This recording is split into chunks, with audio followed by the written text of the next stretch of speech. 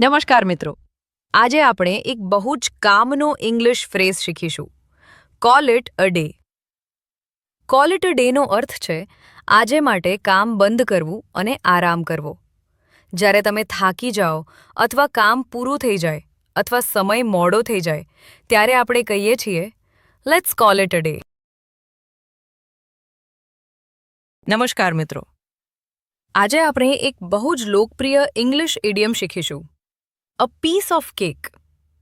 A piece of કેકનો અર્થ થાય છે સમથિંગ વેરી ઇઝી, અથવા ગુજરાતીમાં કહીએ તો ખૂબ જ સરળ કામ. Example 1. This English test is a piece of cake for me.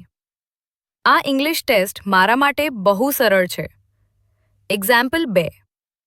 Cooking noodles is a piece of cake. Noodles બનાવવું તો બહુ જ સરળ છે. Example 3. Don't worry, this work is a piece of cake. ચિંતા ના કરો, આ કામ બહુ આસાન છે. Example 4. For him, solving this puzzle is a piece of cake. તેના માટે આ પઝલ સોલ્વ કરવું ખૂબ સરળ છે. Example 5. Driving on this empty road is a piece of cake. આ ખાલી રોડ પર ડ્રાઇવિંગ કરવું બહુ ઇઝી છે.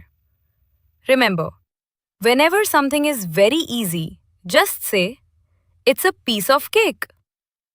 Alex Classes. Speak English with confidence. Like, share, follow.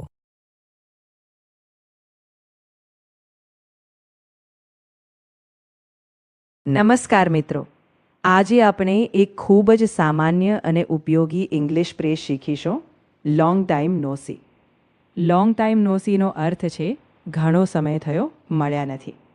તમે કોઈ મિત્રને લાંબા ગાળે મળો ત્યારે કહેશો, long time no see my friend. તો ઇંગ્લિશ કોન્ફિડન્સ માટે એલેક્સ ક્લાસીસ સાથે જોડાયેલા રહેજો.